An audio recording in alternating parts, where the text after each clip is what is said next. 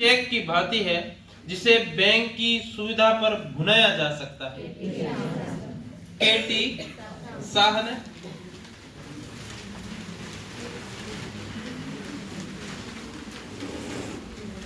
क्या भाई सेंटेंस का मतलब समझे? केटी साहब क्या कहना चाह रहे हैं?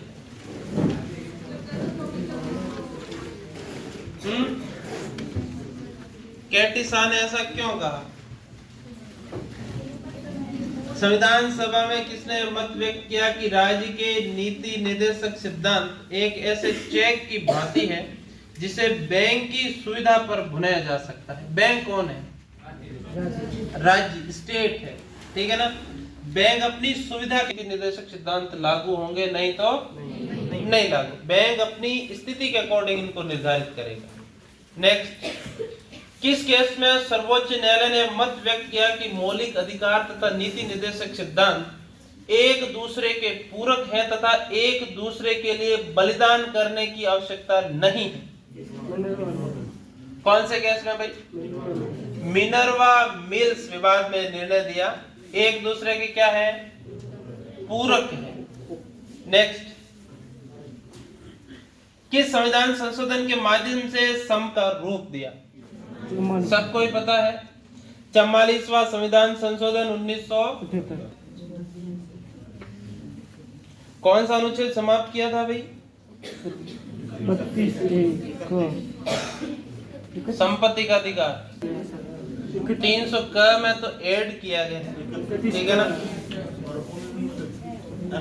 19 च में, छ नहीं च, 19(1) का च, नागरिकों के मौलिक अधिकारों पर न्याय संगत प्रतिबंध लगाने का अधिकार किसे प्राप्त है?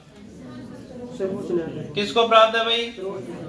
नागरिकों के मौलिक अधिकारों पर न्याय संगत प्रतिबंध लगाने का अधिकार संसद को है, ध्यान रखना। निम्नलिखित अनुच्छेद जो किसी व्यक्ति की प्राण या दैहिक स्वतंत्रता का संरक्षण का उल्लेख करता है, कौन सा भाई? अनुच्छेद 21। क्वेश्चन नंबर 16, असुमेलित विकल्प युग्म कौन सा असुमेलित है भाई? 15। अनुच्छेद 15 धर्म, मूल वंश, जाति, लिंग या जन्म स्थान के आधार पर प्रतिषेध को समाप्त करता है। नेक्स्ट, अनुच्छेद के नागरिकों पद्धत स्वतंत्रताएं हैं, कौन कौन सी भाई? उपयुक्त सभी। असुमेलित विकल्प युग्म अनुच्छेद 43 नागरिकों के लिए एक समान सिविल संहिता किसमें है भाई? अनुच्छेद 44 में है, ठीक है, समान नागरिक संहिता। अनुच्छेद 43 में क्या है भाई?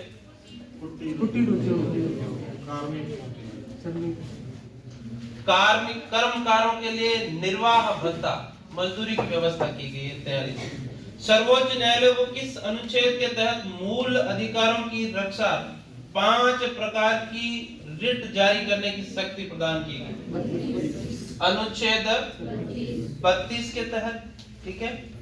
निम्नलिखित कथनों की सत्यता की जांच करें। कौन सा कथन सत्य है भाई? कथन 2 सत्य है, ध्यान रखना, ठीक है। अनुच्छेद 32 संवैधानिक उपचारों का अधिकार, ठीक है, और मौलिक कर्तव्य न्यायालय द्वारा परिवर्तनीय नहीं है। सर्वप्रथम निम्नलिखित किस मामले में भारतीय सर्वोच्च न्यायालय द्वारा यह फैसला दिया गया कि संसद संविधान के मूल ढांचे में संशोधन नहीं कर सकती? केस वन हाथ खड़े करेंगे कि पूर्ण रूप से आपको समझ में आया हुआ है मूलभूत ढांचे का सिद्धांत, बेसिक स्ट्रक्चर थ्योरी। बाकी ध्यान नहीं बताओ। सिद्धांत की फिगरों पे खड़ा हुआ जैसे विस्तार है, न्यायिक पुनरावलोकन है, प्रस्तावना है। और कोई जो ये नहीं मानते वो आधा आधा है इसका। हाँ, देवी का क्या नाम? सर लोकतंत्र की, जैसे लोकतंत्र की स्थापना की थी, जो मूल्य है हमारे, जो पुराने पहले से स्टार्ट से संविधान में जो प्रस्तावना जिसमें लिखे हुए जो लाइन लिखी हुई है, वो मूल्य परिवर्तन है। अच्छा, संविधान में जो लाइन लिखी है उसको संविधान में चेंज, नहीं, प्रस्तावना में जो लिखा हुआ है, प्रस्तावना में जो लिखा वो चेंज नहीं कर सकते। हाँ, वो जो मूल्य है ना, मूल्य परिवर्तन नहीं कर सकता। और कोई भी जवाब? कौशल्या, मंजू बता रही है। सर हम उनसे सहमत हैं, भैया ने बोला। यहाँ पर व्यक्ति के कानून संरक्षण से 14 को 38 का न्याय बाकी में नीति निर्देश मूल्य अधिकार पर क्या बिल्कुल बाकी करती है अधिकार काम करेंगे, लेकिन जो मूल ढांचे की भाषा वो ये है कि वह अधिकार जो न्याय की सीमाओं का उल्लंघन करता है, न्यायालय की सीमा उल्लंघन करते हैं। एक व्यक्ति का सही आंसर है, क्या नाम है आपका? वेरी गुड, ठीक है ना, जोरदार ताली बजाओ।